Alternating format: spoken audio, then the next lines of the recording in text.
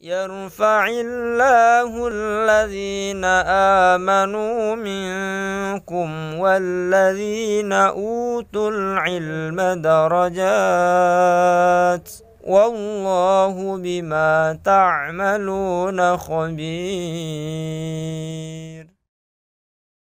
Metode Al-Bidayah, jembatan ngaji kitab kuning untuk para pemula. Bismillahirrahmanirrahim. Assalamualaikum warahmatullahi wabarakatuh. Alhamdulillah, pada kesempatan malam hari ini kita dapat melanjutkan kajian rutin kita tentang teori dasar ilmu nahwu, yang insya Allah pada kesempatan malam hari ini kita sudah sampai pada halaman 89, yaitu tentang bab isim nakirah dan isim ma'rifat. Akan tetapi sebelum lebih jauh membahas tentang masalah ini, marilah kita terlebih dahulu membaca Al-Fatihah bersama-sama dengan sebuah harapan agar Allah memberikan kemudahan dan kelancaran pada kita semuanya. Al-Fatihah. A'udzubillahi minasyaitonir rajim. Bismillahirrahmanirrahim. Alhamdulillah rabbil alamin arrahmanir rahim. Maliki yaumiddin. Iyyaka na'budu wa iyyaka nasta'in. Ihdinas siratal mustaqim. Suratul ladzina an'amta 'alaihim ghairil maghdubi 'alaihim waladdallin. Rabbi ighfir amin. Sebelumnya saya kepingin menegaskan tentang filosofi, fungsi dan signifikansi dari nakirah ma'rifat. Sering saya tegaskan, utamanya bagi teman-teman yang sekarang sedang mengajar, jadi guru, jadi ustadz di madrasah, di formal, di non formal dan seterusnya, itu bahwa konsep isim nakirah dan isim ma'rifat itu adalah merupakan materi prasyarat. Lagi-lagi harus saya tegaskan seperti itu. Kalau seandainya kemudian murid dan peserta didik kita itu tidak memahami konsep tentang nakirah dan konsep ma'rifat ini, nakirah ma'rifat ini, maka akan mengalami hambatan dan kesulitan ketika masuk pada pelajaran-pelajaran inti. Saya tegaskan misalnya begini. Ya, ini kita akan membahas tentang pembagian isim menjadi nakirah dan ma'rifah. Gitu. Nakirah dan ma'rifat ini harus kita kuasai terlebih dahulu dan akan menjadi dasar lagi-lagi ketika kita membahas tentang mubtada dan khabar. Ya. Ketika kita membahas tentang na'at man'ut. Gitu. Ketika kita membahas tentang hal. Ketika kita membahas tentang misalnya munada, kita membahas tentang tamyiz misalnya, ya, tentang munada misalnya juga ada nakirah maksudah, nakirah ghairu maksudah, ya, itu akan berpengaruh dan banyak lagi pembahasan-pembahasan. Yang intinya adalah pembahasan tentang nakirah ma'rifat ini sangat penting dan menentukan perjalanan peserta didik kita ketika pada akhirnya harus dibebani materi-materi lanjutan yang itu sifatnya inti. Itu semacam itu. Ya, saya contohkan misalnya. Yang namanya mubtada itu bagaimanapun juga harus terbuat dari isim ma'rifat. Wala yajuzul ibtida bin nakirah. Yang namanya mubtada itu bagaimanapun juga tidak memungkinkan kecuali terbuat dari isim ma'rifat. Begitu ya. Jadi nakirah ma'rifat itu menjadi sangat penting. Muhammadun qaimun misalnya. Ini Muhammadun jadi mubtada. Mubtada itu harus terbuat dari isim ma'rifat. Itu semacam itu. Pemahaman murid kita tidak akan mungkin bisa maksimal kalau seandainya tidak memahami konsep ma'rifah nakirah, sementara yang bersangkutan sudah menginjak pada pembahasan tentang mubtada khabar. Itu tidak memungkinkan. Itu semacam itu. Jadi penting untuk saya tegaskan bahwa nakirah ma'rifat ini merupakan prasyarat untuk masuk pada konsep mubtada dan khabar. Ya. Misalnya tentang na'at misalnya. Kalau seandainya misalnya ja'a rajulun, di sini akan mahirun. Di sini nakirah, di sini nakirah. Kalau seandainya ja'a ar-rajulu, maka di sini akan al-mahiru. Di sini ma'rifat, di sini ma'rifat. Jadi jelas sekali bahwa konsep tentang nakirah ma'rifat ini menjadi prasyarat untuk banyak materi. Apakah itu mubtada khabar, apakah itu na'at, apakah itu hal, apakah itu tamyiz, apakah itu munada, dan seterusnya. Yang intinya adalah saya kepingin menegaskan bahwa pemahaman tentang ma'rifah nakiroh ini sangat penting. Ini akan menentukan apakah pada akhirnya murid-murid kita akan bisa maksimal menguasai materi-materi inti atau tidak. Ini sering saya ulang-ulang, ya. Ini sering saya ulang-ulang karena kalau seandainya seorang guru itu kemudian sudah paham tentang signifikansi pentingnya materi ini untuk perjalanan keilmuan tata bahasa murid-muridnya misalnya, paham tentang itu, bahwa pemikiran atau penguasaan dari teman-teman peserta didik kita itu akan bermasalah misalnya ketika tidak memahami tentang ini, pemahaman semacam itu, kesadaran semacam itu pada akhirnya akan menjadikan guru kita itu akan all out ketika harus melanjutkan karena ini ketika menjelaskan tentang ini, karena ini memang merupakan materi prasyarat. Itu semacam itu. Ya. Ya. Ini.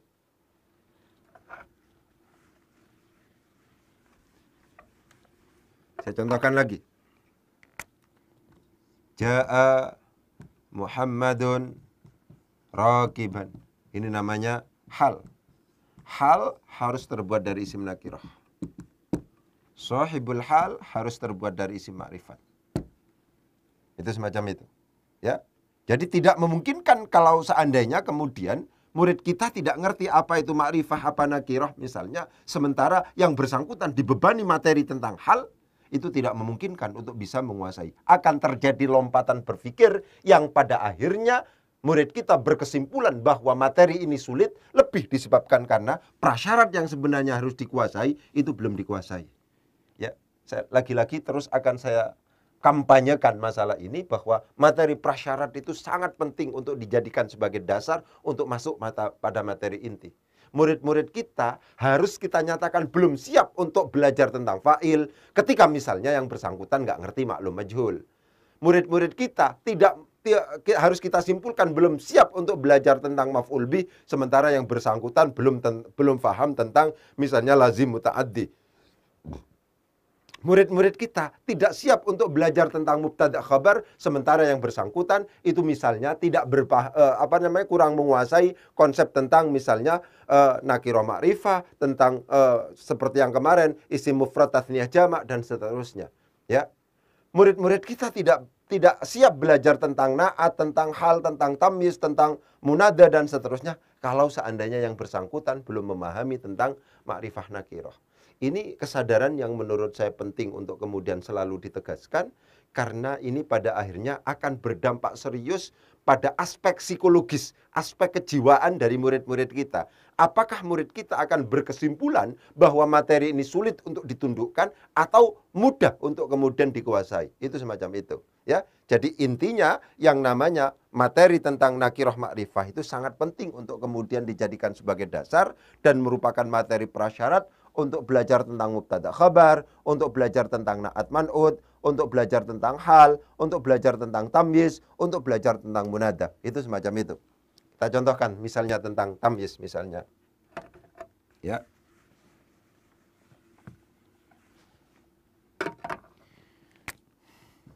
Ishtaraitu ishrina kitaban. Ini tamyiz namanya. Tamyiz itu harus terbuat dari isim nakirah.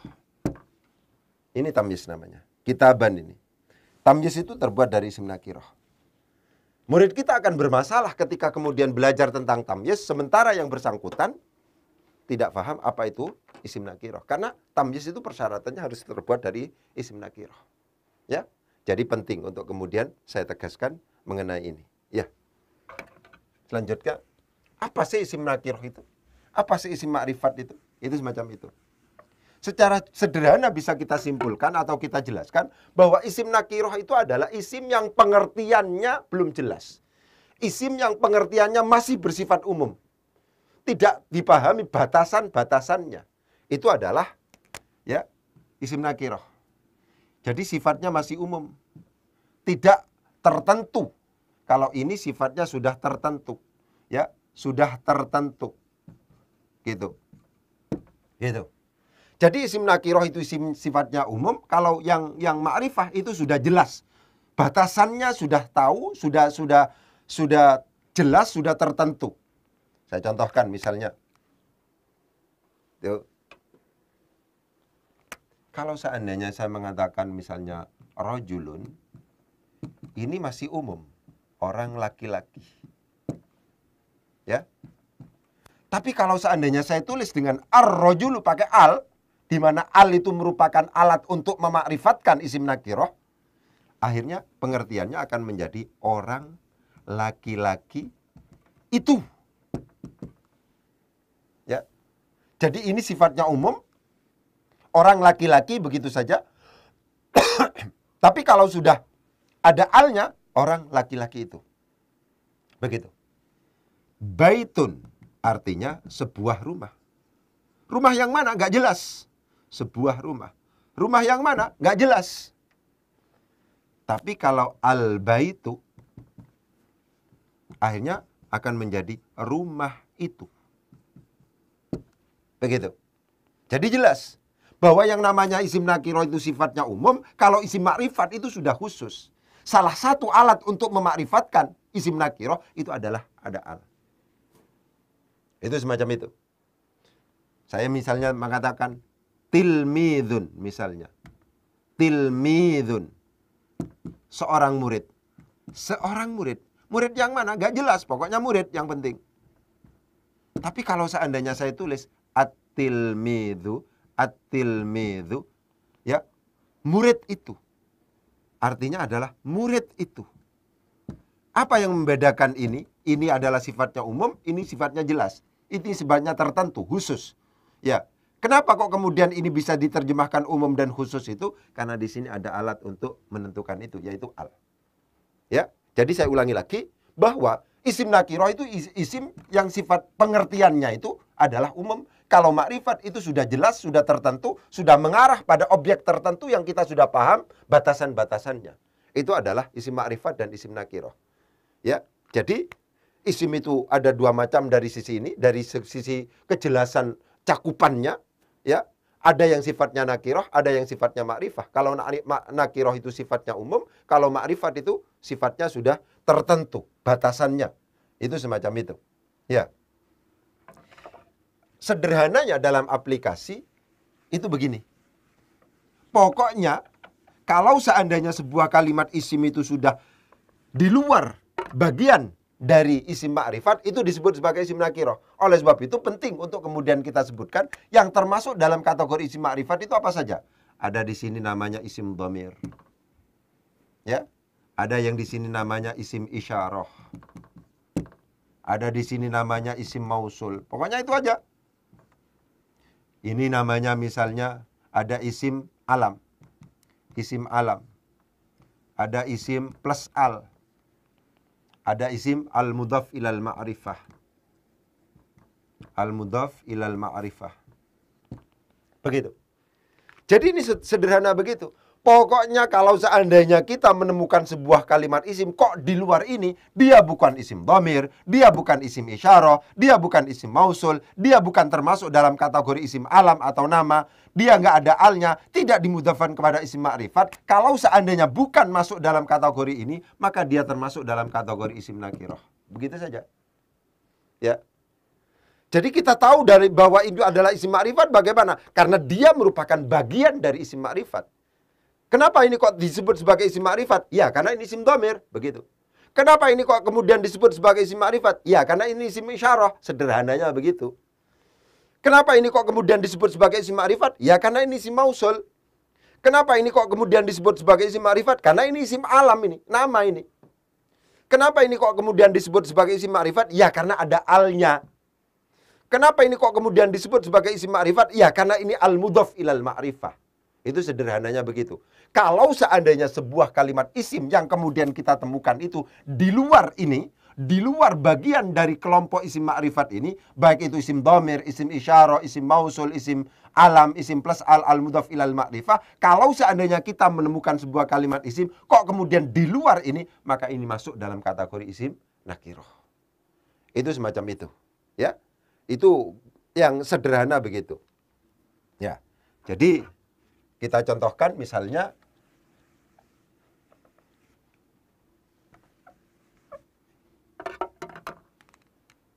Kata-katanya adalah misalnya madrasatun. Isim nakirah atau isim ma'rifat? Ini termasuk dalam kategori isim nakirah. Kenapa kok disebut sebagai isim nakirah? Jawabannya seperti tadi. Karena madrasatun itu bukan isim dhamir, bukan isim isyarah, bukan isim mausul, ya bukan termasuk dalam kategori isim alam. Dia bukan termasuk nggak ada alnya di sini, dan tidak dimudhafkan kepada isim ma'rifat. Karena demikian maka ini disebut sebagai isim nakirah. Ya, saya contohkan misalnya. Ini nakirah apa ma'rifah ya? Kitabul Ustadzi. Oh, ini ma'rifat. Ini ma'rifat ini.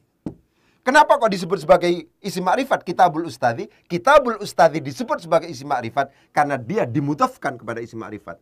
Ini namanya mudhaf. Ini namanya mudhafun ilaihi. Ternyata mudhaf ilaihnya ini terbuat dari isim ma'rifat karena di sini ada alnya. Begitu. Jadi apakah sebuah kalimat isim itu kemudian disebut sebagai isim ma'rifat atau isim nakirah? Itu jawaban sederhananya adalah dikembalikan kepada pembagian atau kelompok dari isim ma'rifat itu. Kalau seandainya termasuk dalam kelompok isim ma'rifat, maka dia disebut sebagai isim ma'rifat. Kalau di luar itu, maka disebut sebagai isim nakirah. Ya. Ya. Saya katakan misalnya, man ustadzuka. Man, siapa? Ustadzuka, gurumu. Sekarang saya tanya ini, nakirah apa ma'rifat ini? Untuk menjawab man itu adalah apakah termasuk dalam kategori isim nakirah apa isim ma'rifat, ya dilihat saja. Ini termasuk dalam kategori isim istifham. Sekarang kita lihat, isim istifham itu termasuk di sini apa enggak? Misalnya, oh enggak termasuk dalam kategori ini. Isim istifham itu bukan isim dhamir, isim istifham itu bukan isim isyarah, isim istifham itu bukan isim mausul, isim istifham itu bukan isim alam, nggak ada alnya, bukan dimudhafkan kepada isim ma'rifat. Karena demikian dipastikan man di sini termasuk dalam kategori isim nakirah. Sekarang saya tanya, ustadzuka. Ustadzuka itu susunan idhofah. Ya, ini susunan idhofah. Terdiri dari ustadzu sebagai mudhaf dan ka, ini mudhafnya, mudhaf. Dan ka-nya sebagai mudhafun ilaihi. Ini mudhaf ilaih. Ya. Kaf di sini adalah termasuk dalam kategori isim dhamir. Begitu. Termasuk dalam kategori isim dhamir. Berarti ustadzuka itu termasuk dalam al-mudhaf ilal ma'rifah, dimudhafkan kepada isim ma'rifah. Karena demikian ustadzuka di sini adalah termasuk dalam kategori isim ma'rifat. Jadi cara berpikirnya sederhana seperti itu. Apakah kemudian sebuah kalimat isim yang sedang kita jumpai, apakah termasuk dalam kategori isim nakirah, apakah termasuk dalam kategori isim ma'rifat, tergantung apakah dia termasuk dalam kelompok isim ma'rifat atau tidak. Kalau seandainya tidak termasuk dalam kelompok isim ma'rifat, maka dia disebut sebagai isim nakirah. Kalau seandainya termasuk dalam kategori isim ma'rifah, ya isim ma'rifat. Ya, pengenalan sederhananya begitu. Ya. Ya, sekarang. Apa isim dhamir itu? Isim dhamir itu kata ganti. Kata ganti. Kata ganti. Isim isyarah itu apa? Kata petunjuk. Gitu ya. Kata petunjuk. Isim mausul itu apa? Ya kata sambung boleh lah. Kata sambung. Alladzi, alladzani, alladzina. Itu adalah kata sambung atau penghubung. Ya, kata penghubung. Penghubung atau sambung. Isim alam itu apa? Nama. Ya. Isim plus al yang ada alnya, ar-rajulu, al-madrasatu, alhamdu dan seterusnya. Plus al di sini. Al-mudhaf ilal ma'rifah adalah isim yang dimudhafkan kepada isim ma'rifat. Itu semacam itu. Jadi penting untuk kemudian ditegaskan, ya. Isim dhamir itu apa? Ya kata ganti. Huwa huma hum, hiya huma hunna, anta antuma antum, anti antuma antunna, ana nahnu. Itu isim dhamir. Isim dhamir masuk dalam kategori isim ma'rifat itu. Ya. Isim isyarah itu apa? Kata petunjuk. Hadza, hadzani. Misalnya haula'i, hadhihi, hatani, haula'i. Itu isim isyarah itu. Yang itu bisa diteliti di sini, ya. Sederhana kok itu anunya ya. Pokoknya yang penting apal, ngerti bahwa ini kelompoknya hadza. Ya, kelompoknya hadza, hadzani misalnya, hadzani misalnya, kemudian hadzani, kemudian haula'i. Ya, isim mausul. Ini kelompoknya alladzi, alladzi, alladzani atau alladzaini, alladzina. Gitu. Itu adalah isim mausul. Itu masuk isim isyarah semuanya. Isim mausul semua termasuk dalam kategori isim ma'rifat semuanya itu. Isim alam, ya, nama orang, Muhammad, Hindun, Fatimatu, pokoknya nama. Nama bulan, misalnya Ramadan, nama apa saja, pokoknya nama. Nama negara, Makkah, Madinah, dan seterusnya, nama kota dan seterusnya itu, ya. Kalau ada alnya, ar-rajulu, at-tilmidhu, dan seterusnya. Itu termasuk dalam kategori isim ma'rifat semua. Al-mudhaf ilal ma'rifah, setiap kalimat isim dimudhafkan kepada isim ma'rifat. Saya tak agak sedikit diperjelas di sini. Al-mudhaf ilal ma'rifah. Ya, ini diperhatikan itu. Begitu.